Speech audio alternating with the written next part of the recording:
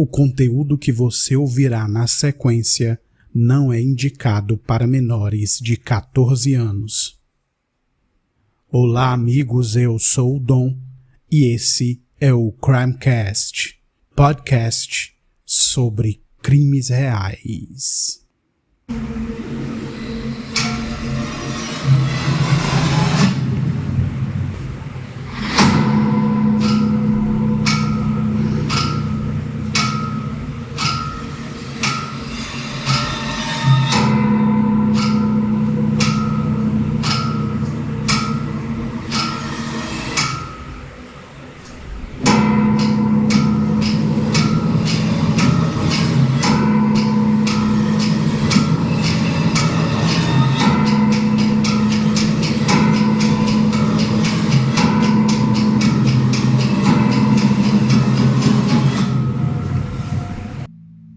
Se você está ouvindo o Crimecast pela primeira vez, eu te agradeço pelo play e seja muito bem-vindo aqui. A todos vocês que já me acompanham, o meu muito obrigado pela audiência e por continuarem a ouvir o nosso podcast. Nós vamos hoje para o episódio de número 68. Mas antes, eu quero pedir a vocês para seguir o Instagram do Crimecast, que é o Crimecast_podcast. O link que o levará direto para o perfil do Instagram estará na descrição desse episódio.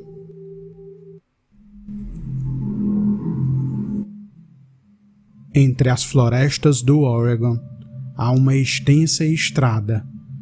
De um lado e de outro há enormes e exuberantes pinheiros. É a rodovia 20.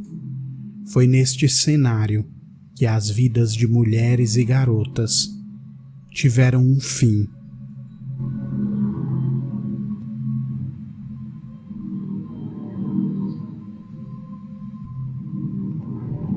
Hoje eu vou começar a contar para vocês sobre o intrigante desaparecimento de mulheres na rodovia 20. A jornalista Noelle Crombie diz que certo dia recebeu o editor em sua mesa, informando que teria uma história para discutir com ela. O editor do jornal The Oregonian disse que seria sobre um serial killer, pois havia vários casos de garotas desaparecidas e vários desses casos sem solução e arquivados. Todos os casos teriam acontecido próximo da rodovia 20. Noelle Crombie explica que a rodovia 20 vai de uma costa a outra, começando em Boston e terminando em Newport, no Oregon. A jornalista diz que achou os casos muito intrigantes e decidiu começar pelo desaparecimento sem solução de uma menina chamada Rachanda Pickle. Em 11 de julho de 1990, uma chamada é feita para a polícia. Uma mulher informa às autoridades que uma garota está desaparecida desde o dia anterior. Na chamada, o atendente pergunta se ela usa a palavra desaparecida para dizer que a garota fugiu. A mulher responde que a menina nunca foi de fugir, então não, ela não acha que ela fugiu. Antes de encerrar a chamada, a mulher na linha informa que está em um local chamado St. Anne Junction, no Departamento Estadual de Estradas do Oregon, e diz que elas moram ali mesmo, naquele complexo. Rachanda Lee Pickle, de apenas 13 anos, desapareceu no dia 10 de julho, perto daquele complexo de manutenção de estradas, a oeste de St. Anne Pass. A ligação para a polícia só foi feita no dia seguinte, dia 11. E aí a gente vai ter agora o relato do irmão da Rachanda Pickle. Byron Pickle conta que o local onde moravam era muito isolado e remoto. A comunidade local era formada por umas 5 ou 6 casas apenas e alguns trailers no meio do nada. Byron explica que ao olhar no mapa, você precisava achar o encontro da rodovia 20 com a rodovia 22. Aquele local era conhecido como St. Anne Junction. Byron conta que a localidade ficava a mais ou menos 40 quilômetros de Sisters, no Oregon, que seria a cidade mais próxima, e a mais de 70 quilômetros de distância de Sweet Home, que era onde eles estudavam. Byron se recorda de que ele e a irmã eram muito próximos quando criança, pois moravam ali naquele local totalmente isolado, onde não tinha ninguém. E agora a gente vai ter também o relato de uma amiga da Rachanda. Michelle Sieber diz que estava na 3ª série quando conheceu Rachanda na escola. Michelle lembra que quando a viu pela primeira vez, achou ela muito parecida com a personagem de uma famosa série na época, Punk Brewster. Rachanda era uma garota vaidosa que adorava moda e também amava música pop. Michelle diz que o visual da amiga nunca mudava. Cabelo sempre armado, brincos pendurados e franja típica dos anos 90. Rachanda também era conhecida por ser muito divertida e engraçada. As amigas lembram que ela as fazia rir até chorar. Isso era comum em Rachanda. Estava sempre fazendo palhaçadas para divertir as amigas. E aí o Byron, o irmão, vai relatar o que lembra do dia 10 de julho. O irmão de Rachanda Pickle diz que na manhã daquele dia, sua mãe telefonou e perguntou se Rachanda tinha ligado para ele, pois a garota estava sumida. Byron perguntou se a mãe havia procurado um bilhete, pois sempre que saíam costumavam deixar bilhetes para o caso da mãe deles ou do padrasto chegar. A mãe de Byron respondeu que não tinha nenhum bilhete. O garoto pergunta se a arma de ar comprimido dela estava na casa, porque às vezes ela saía para atirar. Sua mãe respondeu que a arma estava lá. Byron então começou a imaginar que aquilo não fazia sentido algum, pois sabia que a irmã não teria coragem de adentrar a floresta sozinha. Ele diz que se recorda muito bem de como Rachanda achava a floresta assustadora. Byron então diz que a mãe tem que ligar imediatamente para a polícia, e a mulher responde que tem que esperar 24 horas. Somente na manhã do dia seguinte, dia 11 de julho, foi que a mãe de Rachanda avisou a polícia que a garota havia sumido. E aí, eu já falei várias vezes aqui, quem já ouviu outros episódios sabe, que olha só, o que a mãe da garota, ela era a mãe da menina de apenas 13 anos, quando ela finalmente ligou para a polícia, por essa questão que eu sempre comento, desse negócio de ter que esperar 24 horas. Olha só, a atendente perguntou o seguinte, quando ela liga para informar a polícia do desaparecimento. Abre aspas. Quando a senhora a viu pela última vez?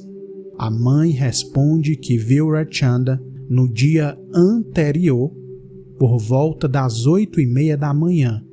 A atendente então questiona por que a mulher estava ligando somente agora, um dia depois, e pergunta se ela achava que a menina estaria em algum lugar e qual seria esse lugar. Ela responde que achou que a filha estivesse na casa de um vizinho, porém ela não estava lá quando a procurou. A atendente continua e pergunta se ela tinha verificado isso na noite anterior e, percebendo que a filha não estava lá, se ela não ficou preocupada. A mãe diz que se preocupou, mas que ela sabia que quando uma criança desaparece, é preciso esperar 24 horas para se dar queixa. Olha isso. Ela diz que tinha isso na cabeça, né? A atendente retruca e diz que não. Isso não é verdade, principalmente quando se trata do desaparecimento de uma criança. Nunca se espera essas 24 horas. E aí eles consideram, né, ela como uma criança, porque a menina, a idade dela é 13 anos, né?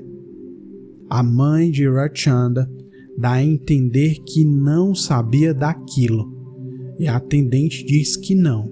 Com crianças não existe esse prazo para dar queixa. Eu tenho que comentar sempre isso. Que no caso da mãe da Rachanda, a menina some, a filha de 13 anos, e ela espera 24 horas, ela tem isso em mente, de ter que esperar 24 horas para dar queixa. Isso é um absurdo, né? Eu tenho certeza que todo mundo que passasse por uma situação dessas não ia aguardar nem meia hora, né? Filho atrasou meia hora, cara, é motivo já de você se preocupar. Que dirá 24 horas? Sempre houve essa história de que era necessário aguardar, e a polícia também sempre achava que adolescentes, né, e jovens tinham fugido, né? Eles sempre colocavam isso como uma primeira hipótese. E aí a gente vai ouvir o relato de uma das parentes da mãe da Rachanda. Jennifer Persinger diz que sua tia, chamada Linda, se casou com Steve Pickle e teve 2 filhos com ele, Rachanda e Byron. Quando se casaram, os 2 eram muito jovens. Linda deveria ter por volta de 18 anos e Steve tinha 20 anos. Byron lembra que cresceu vendo os pais brigarem e diz que ele e Rachanda tiveram meio que se acostumar com essas briguinhas deles. As coisas continuaram piorando entre o casal e os 2 se divorciaram. Com a separação, Linda teve que se virar para sobreviver com apenas o seu salário, mas algum tempo depois, ela conheceu um rapaz chamado John e eles começaram a namorar. Byron diz que John era um mecânico do Departamento Estadual de Estradas que cresceu na região de Sweet Home.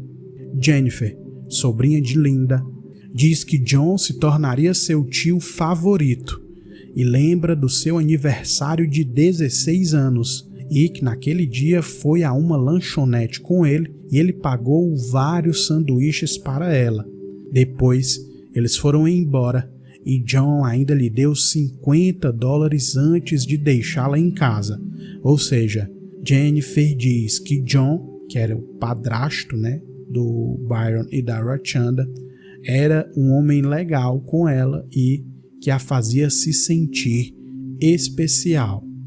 Byron lembra que quando sua mãe o chamou, e chamou também Rachanda, para lhes dizer que eles iriam morar em St. Anne Junction. Os 2 eram apenas crianças, ambos com menos de 10 anos de idade. Jennifer, sobrinha de Linda, lembra que a tia não precisava mais trabalhar em 2 locais, pois John ganhava bem e, dali em diante, a vida financeira deles melhorou bastante. Byron se recorda que John sempre lhe dava dinheiro e para ele aquilo era novidade. Byron Pickle lembra que John tinha a mão pesada, mas era uma boa pessoa. Ele se recorda de como seu pai biológico era totalmente distante e diz que não conhecia muito bem o pai por conta da separação que ocorreu enquanto as crianças ainda eram pequenas. Steve morava em outro lugar e não dava as caras, segundo Byron. Não aparecia e parecia não se importar com ele e Rachanda. Então, amigos, só para a gente ter uma noção clara, né, de quem são aqui as pessoas, nesse caso, a Linda é a mãe da Rachanda e do Byron. E o pai dos garotos é um homem chamado Steve. E aí, enquanto eles ainda eram pequenos, os pais deles se separam e depois de algum tempo a mãe conhece o John, que é o padrasto dos meninos, né? E o John é quem leva a Linda junto com os meninos para morar nesse local lá. Vocês já ouviram aí que era um local bem remoto, um local bem isolado, muitas florestas ali ao redor, e era ali numa junção, né, de uma rodovia com outra, a rodovia 20 com a rodovia 22. Então, os meninos, depois que os pais se separam e a mãe encontra outro homem, eles vão morar naquele local. E o pai morava noutra cidade, né? Byron conta de algo que ocorreu na primavera de 1990 e lembra que ele tinha 14 anos e Rachanda 13. Os dois decidiram que queriam conhecer melhor o pai biológico, Steve Pickle, e então telefonaram para sua avó de um telefone público. Byron explicou à avó que queria passar um tempo com o pai e disse que iria passar o verão com ele e que Rachanda iria junto. Ao saber daquilo, Linda, a mãe deles, não permitiu que eles fossem e dizia não entender o porquê eles queriam conhecer, abre aspas, um cara como aquele, fecha aspas. Porém, Byron insistiu que queria passar aquele verão com o pai biológico para tirar suas próprias conclusões sobre o homem. No dia marcado, Steve foi até a casa deles e os buscou de carro. Antes de sair, Byron diz que John se aproximou dele e disse que ele não esquecesse do que os dois tinham conversado, que Byron não deixasse que Rachanda ficasse sozinha com seu pai biológico. A sobrinha de Linda Pickle lembra que a família sempre manteve distância de Steve, o pai das crianças. Ela conta que o homem é o tipo de pessoa que, abre aspas, se você der a mão, ele quer logo o braço, fecha aspas. Isso para se dizer o mínimo. Olha só como a relação da família eles desconsideravam totalmente o pai biológico das crianças, né, dos garotos. E aí a gente volta ao relato do Byron, que conta como foi passar um tempo com o pai biológico, né? Byron diz que ele os levou para um local chamado Medford e que o pai morava em um acampamento de trailers. Byron diz que aquele local era bem diferente de St. Anne Junction, pois em Medford tinha quadras de esporte e playgrounds, além de várias crianças da sua idade para brincar. Depois de alguns dias, Byron diz que começou a perceber que o pai sempre dava uma conotação sexual para as brincadeiras deles com outros adolescentes e dizia, por exemplo, que eles brincavam de esconde-esconde como pretexto para se esconder com alguém e ter a oportunidade de transar. Byron diz que naquela época nem sequer passava pela sua cabeça ainda esse assunto sobre sexo e começou a imaginar que o pai tivesse algum problema psicológico. Byron também lembra que Steve brigava com Rachanda a todo momento e que a irmã chorava por causa disso, pois em algumas das vezes Steve chamava a própria filha de prostituta.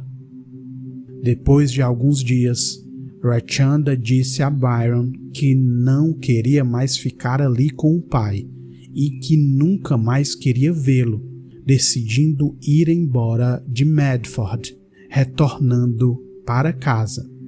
Byron, porém, decidiu continuar ali por mais algumas semanas. A sobrinha de Linda lembra de quando Rachanda voltou para casa e que ela lhe contou que o pai fez algumas insinuações inadequadas para ela. Jennifer pediu para ela dar exemplos dessas insinuações, mas Rachanda não quis falar mais sobre aquilo. Jennifer Persinger então diz que Steve era um pedófilo e que sua tia havia casado com ele, mas obviamente não sabia daquilo. Jennifer confidencia que sofreu abuso sexual de Steve, mas que nunca teve coragem de falar sobre aquilo com ninguém naquela época, e conta que aconteceu várias vezes. Jennifer diz que nunca falou nada, pois sabia que ninguém acreditaria em uma garotinha. Olha isso, amigos. Essa menina, ela é prima da Rachanda, e aí acontece toda essa situação lá com o Steve, né? A Rachanda não suporta ali como o pai a tratava, né? Aquele jeito inadequado que ele a tratava. E ela vem embora. E ela conta, quando ela volta, ela conta para Jennifer que o pai fazia várias colocações ali inadequadas, mas ela não quis falar sobre o assunto. E a Jennifer, que conta seu relato agora, ela afirma que o próprio Steve abusou dela. Olha isso. Elas têm ali, na época, elas tinham mais ou menos a mesma idade. E só que ela diz, né, que ela nunca contou a ninguém naquela época, porque ela achava que ninguém acreditaria nela por ser apenas uma garotinha, uma adolescente, né? Jennifer diz que quando Rachanda ia voltar para St. Anne Junction, perguntou a ela se a prima gostaria de ir com ela, mas Jennifer respondeu que não poderia ir naquele momento. Jennifer questionou o porquê de Rachanda querer que ela fosse também, e ela respondeu que era porque não queria ficar sozinha. Jennifer insistiu e perguntou, abre aspas, mas por quê? Rachanda respondeu novamente que não queria ficar sozinha. Jennifer estranhou e pediu que a prima explicasse, mas ela não quis lhe contar nada sobre aquilo. Na manhã seguinte, Linda buscou Rachanda e a levou de volta para St. Anne Junction. Antes de ir embora, Jennifer deu tchau para a prima e disse que haveria no fim de semana seguinte. E agora é o relato de Michelle Sieber, do dia em que ela ficou sabendo que Rachanda tinha desaparecido. Michelle lembra que estava em um lar temporário e se recorda de que todas as garotas foram chamadas para dentro, pois um investigador estava querendo saber delas se sabiam onde estava Rachanda. Mandy Cook, outra amiga que estava também na casa, diz que lembra quando o investigador falou que Rachanda havia sumido, e Mandy diz que aquilo foi como levar um soco no estômago. Mandy conta que ficou sem acreditar e perguntou, abre aspas, desapareceu? Como assim desapareceu? Fecha aspas. Mandy lembra que os policiais perguntaram onde ela estava e insinuaram que as amigas sabiam de algo, pois as garotas já tinham fugido outras vezes. Os policiais perguntam às meninas se elas acham que Rachanda fugiu, e elas respondem que não, ela não fugiria, pois não teria para onde ir. Naquele local completamente isolado, ela não teria para onde fugir. Michelle e Mandy então desconfiam que alguma coisa tinha acontecido a Rachanda. E aí a gente vai para o relato do detetive do caso, Mike Harmon, sobre as circunstâncias em que Rachanda Pickle desapareceu. O detetive conta que no dia em que a garota sumiu, ela estava em casa com a mãe e o padrasto John Aykroyd. John e Linda então saíram para trabalhar e Byron, o irmão, não estava em casa. Vocês lembram que ela tinha ido com o Byron para onde o pai biológico morava e devido a tudo que aconteceu lá, né, ela quis voltar e voltou, mas o Byron continuou com o pai biológico. Então só estava na casa ela, o padrasto e a mãe. Naquele dia, antes de sair, a mãe disse a Rachanda que esvaziasse a lava-louças e que passasse o aspirador na casa, além de tirar algumas salsichas do congelador para o jantar mais tarde. No final da tarde, começo de noite, John pegou Linda no trabalho e os dois retornaram para casa, mas quando chegaram, Rachanda não estava. Somente após algumas horas, mais ou menos depois das 10 da noite, foi que eles começaram a se preocupar e dizem que achavam que deveriam esperar as tais 24 horas para dar queixa. Ao receber a mãe e o padrasto para algumas perguntas para tentar entender o entorno de Rachanda e a dinâmica da família, Mike perguntou se a garota tinha amigos na área e se ela andava triste. Mike também foi até a casa e pediu para ver o quarto da garota e diz que percebeu que não havia nada faltando ali. Escova de cabelo e todos os produtos de higiene estavam no quarto. Mike diz que se uma garota de 13 anos vai fugir, ela leva suas coisas com ela. Em entrevista, Linda também diz que não acredita que a filha tenha fugido e diz que ela é uma garota muito responsável, então não sairia por aí assim sozinha. Ao saber da notícia, Byron pediu que o pai o levasse imediatamente de volta para casa, pois precisava ajudar a procurar a irmã.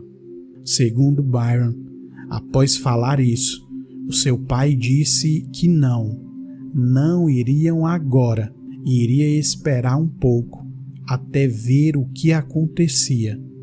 Mas Byron não concorda, pois acredita que tem algo de errado acontecendo com a irmã e quer ir imediatamente para casa. Corinna Strauss tinha uma loja na região e lembra que as pessoas se reuniram em sua loja para decidir onde cada grupo iria procurar e que deviam começar logo as buscas. Muitas pessoas se voluntariaram para procurar por Rachanda e John, o padrasto, passou a conduzir os grupos, dizendo onde cada grupo de pessoas devia procurar. John era o chefe de buscas, pois como trabalhava na região há bastante tempo, então ele conhecia muito toda aquela área de mata fechada. O detetive Mike Harmon diz que foi provavelmente uma das buscas mais extensas da história do condado de Lynn. Mesmo com várias agências trabalhando nas buscas e com muitos recursos, não há nenhum sinal de Rachanda Pickle. Linda Pickle passa a acreditar que a filha teria sido raptada. Na cabeça da mãe, alguém na rodovia teria visto a garota e aproveitou a oportunidade para levá-la. Byron diz que naquele momento realmente era a única coisa que fazia sentido. Sem nenhum sinal de onde Rachanda estaria, o pai biológico então faz um apelo diante das câmeras. No vídeo, Steve Pickle diz o seguinte, abre aspas, se está me ouvindo, Rachanda, pelo menos ligue para sua mãe, avise a ela que está viva. Nós a amamos e sentimos muito a sua falta, fecha aspas. O vice-xerife do caso, Mark Foster, conta que a situação da família Pickle não era legal e que eles eram uma família desajustada, por assim dizer. A polícia então pega o depoimento de John Aykroyd, o padrasto de Rachanda. John diz aos investigadores que os indícios apontavam para Steve Pickle e que não estava tentando culpá-lo, mas era inegável para ele que algo teria acontecido com a menina, pois, segundo ele, ela era alegre, mas depois de retornar da casa do pai biológico, teria voltado diferente. Enquanto as buscas por Rachanda Pickle continuavam e nada era encontrado, as esperanças de achar a garota iam ficando cada vez menores. Mas o que não se sabia ainda é que a alguns quilômetros dali, algo daquele tipo já tinha acontecido antes.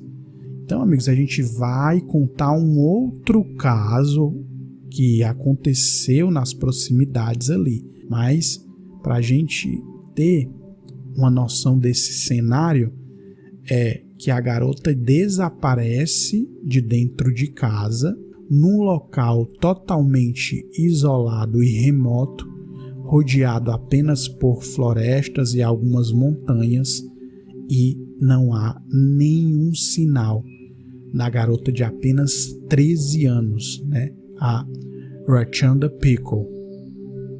E aí a gente vai contar esse outro caso que aconteceu anos antes, né? Muitos anos antes. Camp Sherman fica 32 quilômetros a leste de St. Anne Junction e Gary Weston, dono de uma loja naquela localidade, diz que lembra de estar dentro do seu comércio quando noticiavam na TV sobre o desaparecimento de Rachanda. Gary diz que não estava prestando atenção na TV quando ouviu uma voz de alguém falando o seguinte, abre aspas, eu fui o último a vê-la com vida, fecha aspas. Gary diz que meio que se assustou, pois segundo ele, já tinha ouvido aquela voz e diz que era o mesmo timbre, a mesma entonação, tudo igual. E aí ele vai explicar, né? Gary diz que na hora lembrou que realmente conhecia aquela voz e lembrou imediatamente da véspera de Natal de 1978. Gary Weston diz que na mesma hora falou para a esposa o seguinte, abre aspas, o desgraçado fez de novo, fecha aspas. Gary afirma que eles conheciam o criminoso, porque todos ali sabiam sobre o assassinato ocorrido no ano de 1978 e sabiam também que o principal suspeito naquela época conseguiu se safar. Olha isso. E aí a gente vai, né, saber um pouco mais sobre Camp Sherman e sobre esse caso ocorrido lá em 1978. Gary conta que Camp Sherman é uma comunidade de resort de férias que fica ao longo da rodovia 20. Gary e a esposa chegaram ali exatamente naquele ano de 78 e lembra de como acharam aquele lugar incrível, que parecia um verdadeiro paraíso. Gary e a esposa compraram uma loja quando tinham 26 anos e uma filha de apenas 5 meses e outra de 3 anos, quando decidiram ir morar de vez naquela região. Gary diz que era incrível viver ali e ver as filhas crescendo naquele local, e lembra que naquela época eles ainda não tinham uma TV, então passavam muito tempo juntos, pois apenas uma parede separava a casa da loja, ou seja, as filhas entravam e saíam da loja, voltando para dentro da casa várias vezes ao dia. Gary explica que a loja era a única na região, então se tornou o centro da comunidade. Tudo o que acontecia nas redondezas, eles sabiam rapidamente. A loja se tornou o ponto de encontro das pessoas da região e o local perfeito para se criar uma família. Gary diz que até o incidente acontecer, toda a região parecia totalmente segura, mas na véspera de Natal daquele ano, algo de ruim aconteceu.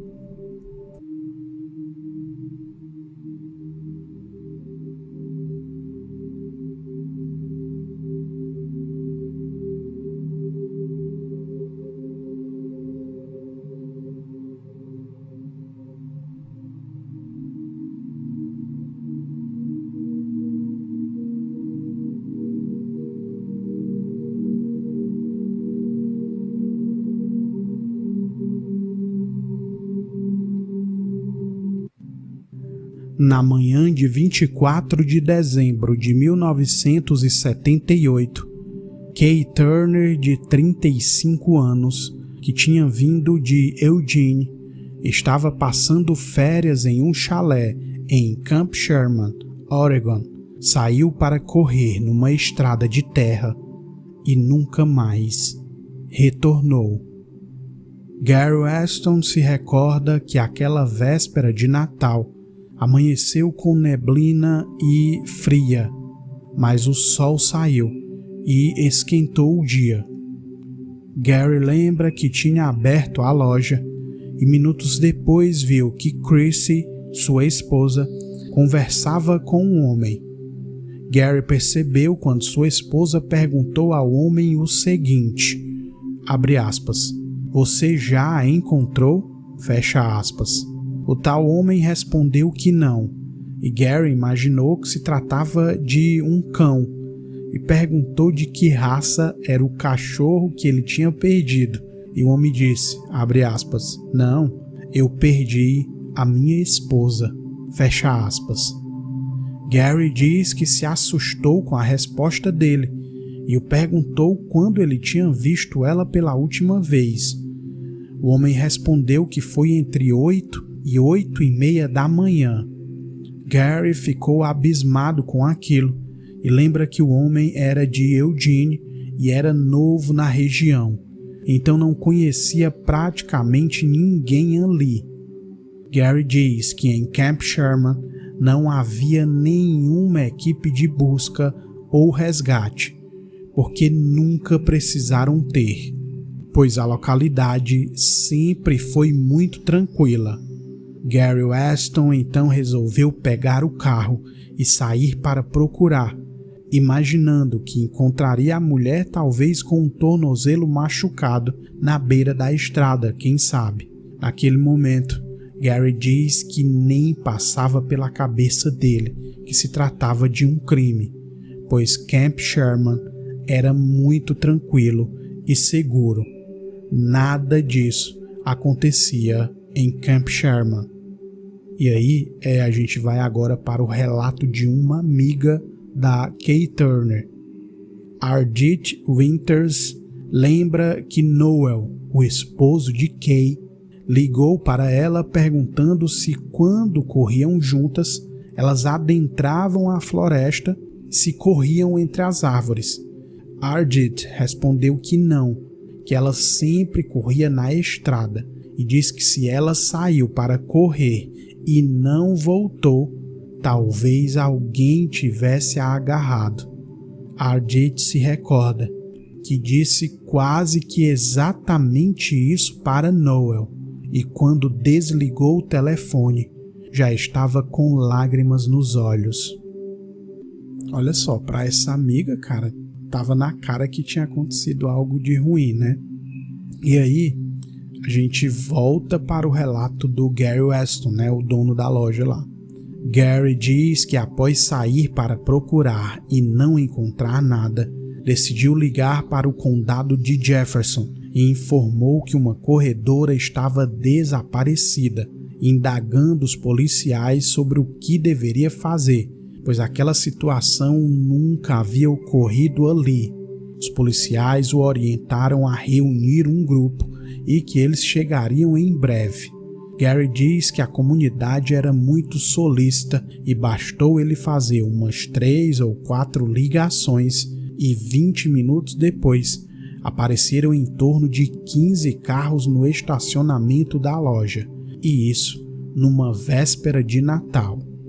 Gary lembra que muitos largaram a ceia para ajudar nas buscas. O vice-xerife Mark Foster diz que naquela época não existia um posto policial em Camp Sherman, simplesmente porque não havia crimes na região. Olha só. Gary lembra que ficaram esperando os policiais chegarem e por conta disso acabaram perdendo em torno de 1 hora de claridade. Gary diz que ao chegarem, os policiais disseram que eles deviam se separar e percorrer as estradas, e que aquilo foi um erro para Gary, pois eles poderiam ter dado essa orientação pelo telefone mesmo. Isso agilizaria as buscas e eles teriam tido mais tempo procurando por Kay com o dia ainda claro. Ou seja, eles ligaram para a polícia não, junta uma galera aí que a gente vai procurar. Em vez de ele dizer, vocês já podem sair aí pelas estradas, se separem e procurem aí. Não, eles chegaram só 1 hora depois, e quando eles chegaram foi que eles disseram isso para as pessoas. Gary conta que as buscas foram feitas até 1 ou 2 horas da manhã, porém, nenhum sinal de Kay Turner. A amiga Ardit Winters diz que no dia seguinte se juntou ao grupo de buscas para participar também da procura por Kay Turner.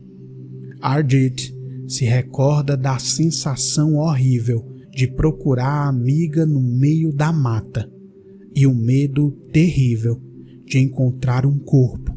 Ela explica que você quer encontrar algo, mas obviamente não quer descobrir que o pior tenha acontecido. De um jeito ou de outro, era muito difícil. Ardit também se recorda de como as buscas eram desorganizadas e as pessoas iam para a floresta em locais que já tinham sido feitas buscas. Gary Weston também se lembra de como tudo era um caos e as buscas não tinham uma organização, não seguiam um padrão que eles esperavam ver, mesmo sendo comandada por um departamento de polícia. É uma coisa que eles não tinham hábito, de fazer, mesmo um departamento de polícia. Isso de outro local, porque na própria Camp Sherman nem posto policial tinha, Mark Foster explica que a ideia inicial dos primeiros policiais que chegaram em Camp Sherman era a de que Noel, o esposo, teria assassinado Kay e a jogado no meio da floresta. Ao coletar as primeiras informações, os policiais sabiam que a última pessoa que viu Kay Turner viva teria sido Noel, e começaram a surgir informações de que o casamento dos dois não estava nada bem. Ou seja, os policiais acabaram concentrando mais esforços e gastando mais tempo interrogando Noel, imaginando que ele fosse confessar o crime em vez de manter toda a atenção nas buscas por Kay.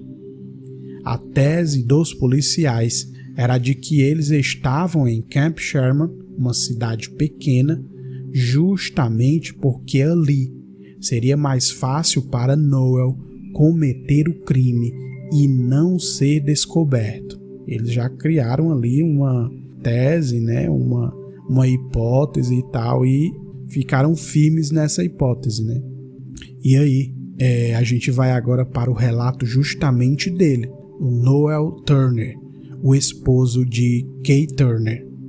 Noel diz que conheceu Kay na faculdade e terminaram seus cursos em 1966 e decidiram que iriam se casar, escolhendo morar em Eugene. Na cidade, Noel diz que Kay floresceu e passou de professora de colegial para diretora interina do Planned Parenthood em Eugene. Planned Parenthood é o planejamento familiar. Foi lá que Kay Turner conheceu a amiga Ardit Winters.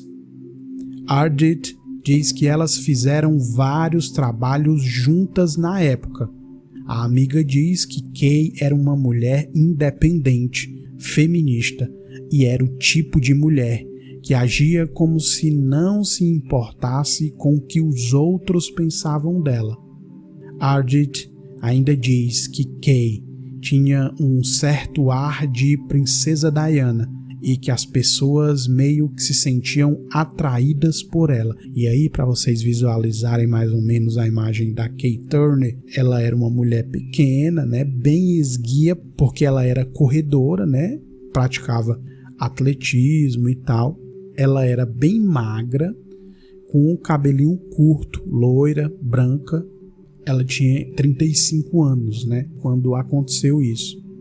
Pesquisando sobre o caso, a jornalista Noelle Crombie diz que Eugene, naquela época, era o centro de um novo movimento envolvendo corridas de rua, e Kay acabou sendo contagiada pelo atletismo. Noelle conta que aquilo era como um estilo de vida para ela, e ela passou a competir em maratonas e corridas, levando muito a sério o esporte. A jornalista diz que a Nike havia acabado de lançar, na época, o primeiro tênis feminino de corrida, e Kay foi uma das primeiras a adquirir o calçado. E aí, nós voltamos lá para o relato da Ardit. A amiga de Kay lembra que elas correram juntas várias vezes e que a considerava como uma espécie de mentora dela no esporte. E agora a gente passa novamente para o relato do esposo da Kay, né? Noel diz que eles estavam muito ocupados com seus trabalhos e que talvez tivessem alguns problemas de comunicação dentro do relacionamento. Ou seja, Noel admite que o casamento estava em crise. Durante as investigações, os policiais descobriram um calendário no escritório de Kay que mostrava datas em que ela teria saído com outras pessoas. Quando foi informado disso, Noel diz que não sabia e que aquilo era uma surpresa para ele. Ele diz que sabia que a mulher não estava feliz no casamento naquele período, mas não sabia que ela teria tido um caso fora do relacionamento. Os investigadores pediram então que Noel fizesse o teste do polígrafo, e Noel disse que faria sem nenhum problema, mas lembra que não foi uma experiência agradável. E aí, se você não tiver ouvido ainda sobre o tal do polígrafo, né? Já há alguns anos, né, o polígrafo ele não é considerado uma ferramenta confiável, né? Há relatos aí de testes de pessoas que conseguiram burlar o tal detector de mentiras, como ele ficou mais conhecido, né? Popularmente conhecido. Então, lá naquela época, 1978, e nesse caso eles usaram com o Noel, né? Ardit conta que sempre achou improvável que Noel tivesse alguma culpa no desaparecimento de Kay e lembra que o esposo da amiga era um dos homens mais gentis que ela conheceu. Noel passou no teste do polígrafo e não havia nada que o ligasse ao desaparecimento de sua mulher.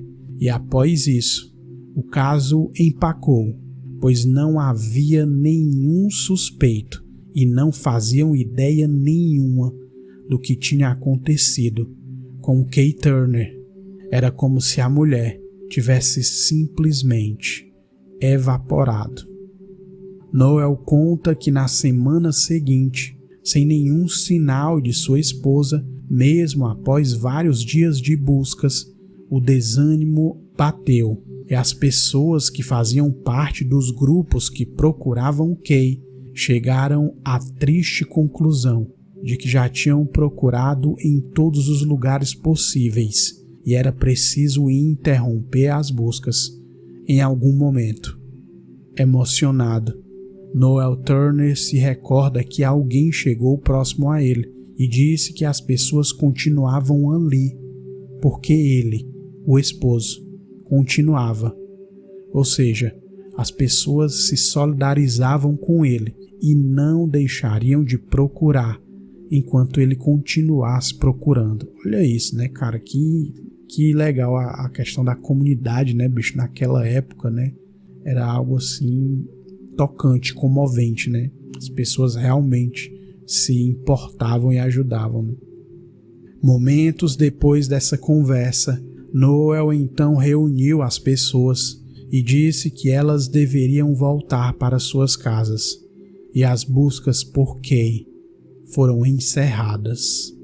Ou seja, o cara, né, o esposo, né, da mulher que tinha sumido, ele tinha que dizer aquilo para as pessoas, né, para que elas pudessem também voltar às suas vidas, né? Porque enquanto ele não falasse, as pessoas continuavam ali, né, querendo continuar ajudando, né? Então foi preciso ele dizer isso às pessoas e as buscas ali depois de, eu acho que 2 semanas, foram interrompidas, né? Vários meses se passaram e não havia nenhum suspeito. Os amigos de Kay se sentiam frustrados com aquilo e conversaram sobre voltar a fazer buscas em alguns locais novamente, e em alguns locais que talvez não tivessem sido vistos de forma mais minuciosa. Os amigos também se reuniram e decidiram oferecer recompensa para estimular novas informações. Foi oferecida então, de forma oficial, uma recompensa de $1.000. A tática era oferecer esse valor para, quem sabe, o próprio responsável pelo ocorrido ficar tentado a obter o valor, ou seja, uma espécie de isca. Poucos dias após ser noticiada a recompensa, uma nova informação aparece. Era agosto de 1979 e Gary Weston diz que estava nos fundos de sua loja quando sua esposa se aproximou e disse que havia um cara no balcão dizendo que queria usar o telefone. O homem havia comentado com Chrissy que teria achado roupas na mata. Gary foi até o homem e ele contou que estava caçando coelhos com o cachorro quando encontrou umas roupas no meio da floresta. Ao ouvir isso, Gary diz que achou aquilo estranho, pois ele sabia que naquelas redondezas não existiam coelhos. O homem contou a Gary Weston que achou um short, uma camiseta e um moletom. Gary então respondeu ao homem que não deveria se tratar de Kay, pois ela não usava moletom na época que desapareceu. Gary se recorda que o homem o ficou encarando. Após aquilo, em seguida, Gary pegou o telefone e ligou para a polícia estadual e informou que havia um cara dizendo ter encontrado roupas. O homem comentou sobre a possibilidade de receber a recompensa e Gary disse que eram apenas roupas, então provavelmente não seria o caso de pagar a recompensa. Após isso, Gary foi para os fundos da loja fazer outra coisa e minutos depois, Chrissy, sua esposa, se aproximou novamente e disse que o homem havia acabado de comentar que foi a última pessoa a ver Kay Turner viva. Nesse momento, Gary pega novamente o telefone e avisa aquilo aos policiais, e eles respondem que mandariam mais policiais para a loja. Gary Weston diz que sabia que aquele cara estava envolvido no desaparecimento, pois quem é que fala esse tipo de coisa, que foi a última pessoa a ver a outra viva? O cara que a matou. Olha isso, bicho. O Gary Weston, ele pega isso no ar. O cara diz que foi a última pessoa a ver a Kay Turner viva. Então, na cabeça do Gary, ele acha que se trata do responsável pelo ocorrido, né? Então, a gente tem, em 1990, em St. Anne Junction, o desaparecimento de Rachanda Pickle, 13 anos, e lá em 1978 já havia esse caso, né? Um caso parecido, né? Em Camp Sherman, muito próximo dali, que é o caso da Kay Turner, ambas desaparecidas em lugares que ficavam ao longo da rodovia 20. E aí a gente vai retornar para o caso da Rachanda Pickle. O detetive Mike Harmon diz que em casos de desaparecimento sempre tentam manter a esperança, imaginando, por exemplo, que a pessoa possa estar perdida, mas em sua cabeça o investigador tem que estar preparado para o pior cenário possível, principalmente quando se trata de uma criança desaparecida há mais de 48 horas numa região de densas florestas. O vice-xerife do caso de Rachanda diz que, segundo as estatísticas de desaparecimento, em 88% dos casos, a vítima conhece seu agressor.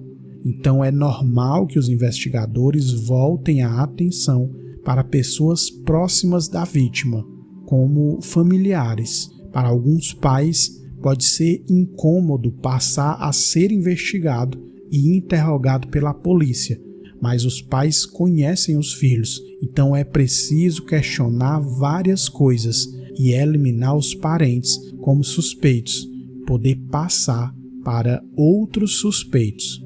Os investigadores interrogaram várias pessoas, inclusive a mãe e o padrasto de Rachanda Pickle. E aí a gente vai ouvir agora o que a mãe respondeu, né, quando foi questionada e interrogada pela polícia. A polícia pergunta qual era a atitude da garota no fim de semana, se ela agia de forma normal ou se estava diferente. Linda respondeu que percebeu a filha, abre aspas, meio deprimida, fecha aspas. O agente pergunta se a menina disse o porquê. Linda responde que perguntou a ela, insistindo que a dissesse alguma coisa, mas segundo a mãe, Rachanda não falou nada. Linda diz também que antes de sair de casa, a garota apenas perguntou se a mãe tinha mesmo que sair naquele dia, e Linda respondeu que sim, abre aspas, tenho que trabalhar, você sabe, fecha aspas. Linda diz que ficou se perguntando depois o porquê de Rachanda ter lhe falado aquilo naquele dia. O vice-xerife do caso diz que ficou satisfeito com o depoimento de Linda e diz ter sentido que ela foi muito franca e parecia estar falando tudo o que sabia e que não parecia estar mentindo. Após isso, John Aykroyd foi o interrogado. O homem começa dizendo que fica imaginando algumas possibilidades e diz acreditar que Rachanda foi raptada e violentada. John, vocês sabem, é o padrasto. O investigador então pergunta se aquela era a tese que ele achava ser a mais provável, e John confirma que sim. O investigador pergunta então o que John acredita que o agressor tenha feito depois de raptar e violentar a garota. John responde que estava torcendo para que a pessoa não tivesse assassinado Rachanda após isso, mas diz que com o passar do tempo, Linda fica dizendo que acha que a filha foi raptada, violentada e morta, mas que eles tentam não pensar assim, mas a cada dia que se passa, fica impossível não imaginar que foi realmente isso que aconteceu. Diante dessa tese, várias pessoas da família acreditam que o principal suspeito é Steve Pickle, o pai biológico de Rachanda, principalmente após ser descoberto em documentos judiciais que Steve abusou sexualmente de uma outra criança. Olha isso. O vice-xerife Mark Foster diz que acreditava na ideia de que Rachanda teria fugido de casa justamente por conta de ter sido abusada pelo próprio pai. É isso, amigos, eu vou ficar por aqui, com a primeira parte dessa história e eu vou decidir aqui se eu consigo fazer em 2 ou se eu vou precisar da terceira parte, tá? Mas em poucos dias eu volto aqui no Crimecast.